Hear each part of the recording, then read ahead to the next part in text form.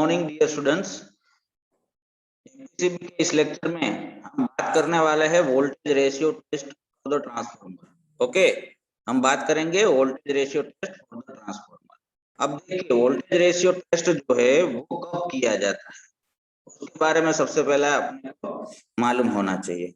तो उसमें क्या होता है कि जब भी डबल टेस्ट और रिले ऑपरेशन में कोई भी प्रॉब्लम आती है, ठीक है, तब ये टेस्ट को किया जाता है। फिर से बोल रहा हूँ कि वोल्टेज रेशियो टेस्ट ट्रांसफार्मर के अंदर कब किया जाता है? जब भी हम डबल टेस्ट करते हैं या फिर कोई रिले ऑपरेशन में कोई फॉल्ट आ गया या फिर कोई प्रॉब्लम हुआ रिले ऑपरेट होने में, तब ये वोल्टेज रेशियो टेस्ट किया जाता है। अब देखिए, वोल्टेज रेशियो टेस्ट से हमें कौन सी इंफॉर्मेशन मिलती है?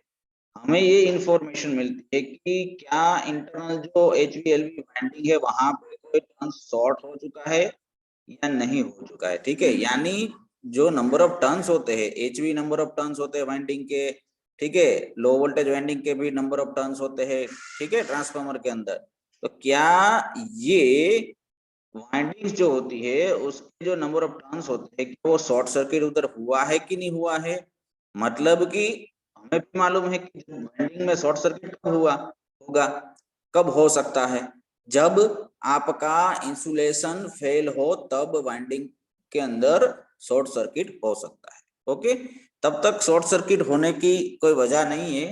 मतलब सबसे मेन रीजन ये होता है कि भाई आपका इंसुलेशन फेलियर हुआ है कि नहीं हुआ है। ठीक है, अब देखिए, उसके लिए दो मेथड है वोल्टेज रेशियो टेस्ट के लिए। कौन सी दो मेथड है?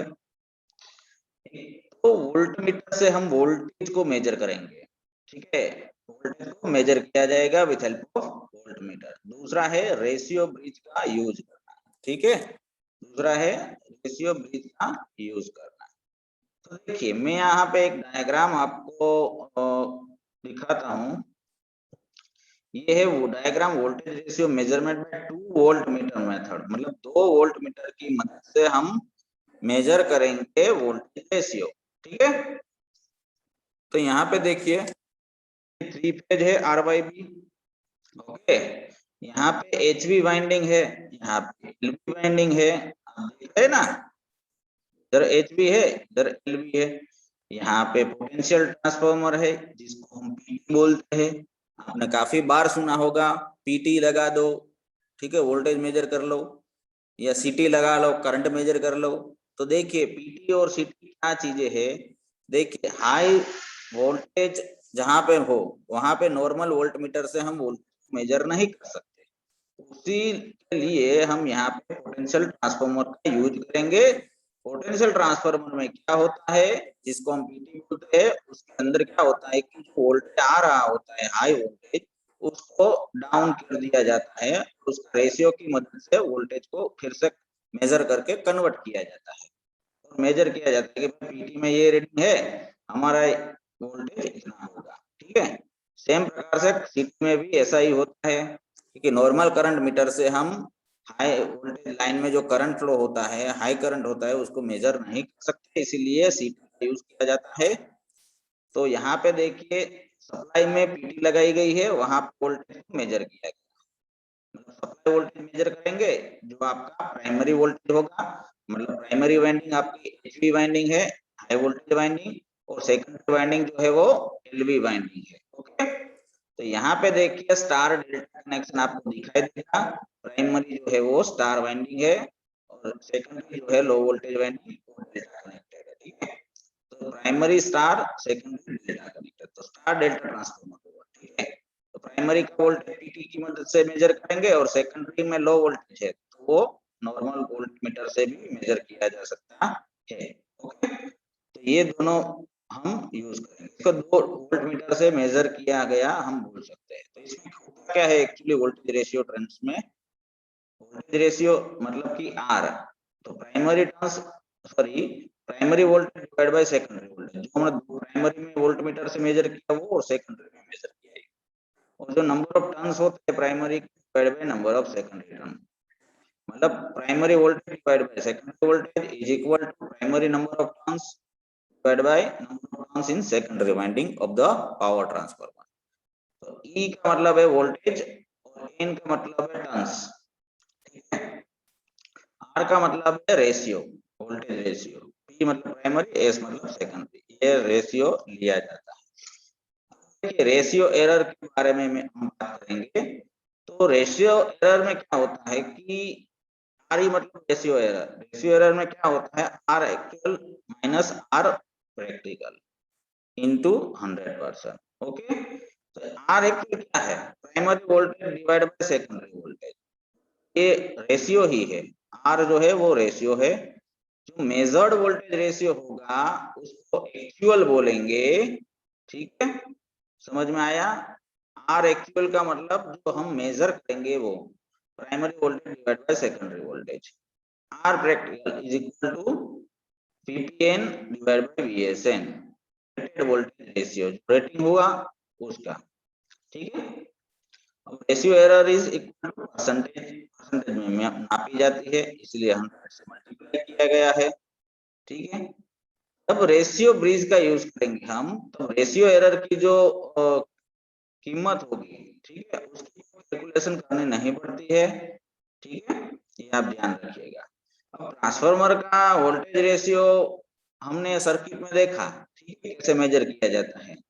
अब इसके दौरान क्या होता है कि कैसे किया जाता है, ये आपको पहले मालूम होना चाहिए। तो इसमें क्या होता है कि देखिए दोस्तों, इस मेथड के अंदर हमने सर्किट डायग्राम अभी अभी देखा, इसमें सब फर्स्ट स्टेप ये होता है, जो हाई वोल्टेज वाइंडिंग होती है प्राइमरी, ठीक है, वहां पे हम लो वोल्टेज सप्लाई करेंगे। क्या करेंगे, जो प्राइमरी हाई वोल्टेज वाइंडिंग है वहां पे लो वोल्टेज सप्लाई करेंगे।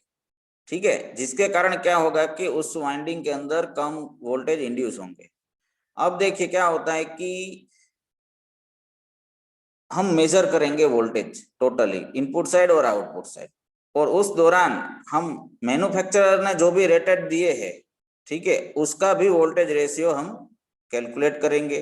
ठीक है, उसके साथ इसको कंपेयर करेंगे। अब देखिए वो कंपैरिजन के दौरान अगर आपका एरर 0.5% से ज्यादा है, ठीक है, तो वो जांच करनी होगी कि उसमें क्या प्रॉब्लम है एक्चुअली, क्योंकि प्रैक्टिकल में 0.5% से ये दोनों का गैप है, जो थियोरेटिकल और प्रैक्टिकल वैल्यू जो मेजर्ड वैल्यू है रेशियो एरर की, उसके बीच में वो 0.5% से रेशियो एरर कम होनी चाहिए। कितनी, 0.5% से कम होनी चाहिए, उससे ज्यादा नहीं होनी चाहिए। ओके, ये फर्स्ट पॉइंट। अगर आपका ट्रांसफार्मर बहुत ही नया है तो ये रेशियो एरर 0.1% की आसपास मिलेगी, और अगर ट्रांसफार्मर में थोड़ा बहुत एजिंग हुआ है तो जो आपका रेशियो एरर मिलेगा वोल्टेज रेशियो का, वो होगा 0.5% के आसपास, मतलब उससे कम होगा। ठीक है, अगर उससे ज्यादा होता है तो फिर आपको मेंटेनेंस में उसको देखना पड़ेगा कि ये क्यों ऐसा आता है। ठीक है, अब देखिए इस कंडीशन में क्या होता है कि ट्रांसफार्मर का लोडिंग जो है, ठीक है, तो वो कम रहे ड्यूरिंग द टेस्ट पीरियड। उसके लिए हम क्या करते हैं, जो एलवी वाइंडिंग है लो वोल्टेज साइड यानी सेकेंडरी साइड, वहां पे जो भी वोल्टमीटर है उसका रेजिस्टेंस ज्यादा होना चाहिए। ठीक है, ये चीज होती है। अब देखिए हमारा जो सर्किट डायग्राम में स्टार डेल्टा कनेक्शन है, ठीक है, ओके, तो ये ऐसा जरूरी नहीं है स्टार डेल्टा में ही हम कर सकते हैं, ये डेल्टा स्टार कनेक्टेड ट्रांसफार्मर में भी हो सकता है। ठीक है, और उसके लिए आपको डेटा चाहिए मैन्युफैक्चरर का भी, वो ट्रांसफार्मर से मिल जाएगा। ठीक है, तो हम ये वोल्टेज मेजर करके उसके रेटिंग लेंगे। ठीक है, अब देखिए हम रेटिंग लेते वक्त क्या क्या चीजें ध्यान में रखते हैं कि एक टेबल बनाना होता है, क्योंकि हम डेटा को मेजर करके उसको लिखना होता है हमारी नोट्स में या फिर उसकी लॉग बुक में। तो उसमें क्या होता है कि देखिए टेप चेंजर मतलब टेप नंबर कौन सा है, वहां पे कौन कौन से वोल्टेज लिए, मतलब high voltage primary side line voltage हमें मेजर करना है, या लाइन वोल्टेज किसको बोलते हैं, दो फेज के बीच में जो वोल्टेज मिलता है उसको। तो हमारे पास तीन लाइन वोल्टेज है, आर वाई, वाई बी और बी आर। तो ये तीनों का रेटिंग हम इधर लिखेंगे। टेप नंबर 1 पे कितना वोल्टेज है, टेप नंबर 2 पे कितना मिल रहा है, टेप नंबर 3 पे कितना मिल रहा है। टेप नंबर सेकेंडरी साइड और हम टेपिंग कर सकते हैं। ठीक है, तो सेम लो वोल्टेज में भी यही चीज स्टेप नंबर मेजर करेंगे। लेकिन उसमें line voltage plus phase voltage measure करेंगे, ठीक है, लो वोल्टेज साइज। अब देखिए क्या होता है कि हम आर वाई, वाई बी और बी आर ये लाइन वोल्टेज है, उसके बाद ये फेज वोल्टेज, ठीक है, ये हम मेजर करेंगे। अब देखिए हम क्या करेंगे, रेशियो एरर को फाइंड करेंगे लिमिट करके। जो हमारा इक्वेशन अभी अभी हमको मिला है ये वाला, उससे हम रेशियो एरर फाइंड करेंगे। ओके, तो रेशियो एरर फाइंड करने से आपको पता चलेगा कि भाई कोई फॉल्ट है कि नहीं है, इंसुलेशन फेलियर हो चुका है कि नहीं हो चुका है, उसमें क्या शॉर्ट सर्किट वाइंडिंग के बीच में हुआ है, या फिर इंसुलेशन का ग्रेड कम हो चुका है ड्यूरिंग द डिटोरिएशन। ठीक है, तो ये सारी चीजें का पता हम वोल्टेज रेशियो टेस्ट से कर सकते हैं। तो ये एक टेस्ट बहुत ही अच्छा टेस्ट है जो आपको ड्यूरिंग द मेंटेनेंस काफी बार करने पड़ेगा। ठीक है, तो अब मैं आपको एक असाइनमेंट देता हूं। उस असाइनमेंट में आपको समझाना है कि वोल्टेज रेशियो टेस्ट के बारे में, ठीक है, वो आपको लिखना है और आपको अपलोड करना है। ओके, तो असाइनमेंट का क्वेश्चन एक ही रहेगा कि explain voltage ratio test for power transformer. कैसे किया जाता है, क्यों किया जाता है, उसका बेनिफिट क्या है, हमें कौन सी माहिती उससे करने से, डेटा से हम इंटरप्रेट कर सकते हैं कि वो वोल्टेज रेशियो टेस्ट जो है पावर ट्रांसफार्मर के लिए कैसे हेल्पफुल है।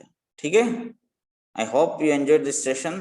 Please do assignments regularly. Thank you. आभार।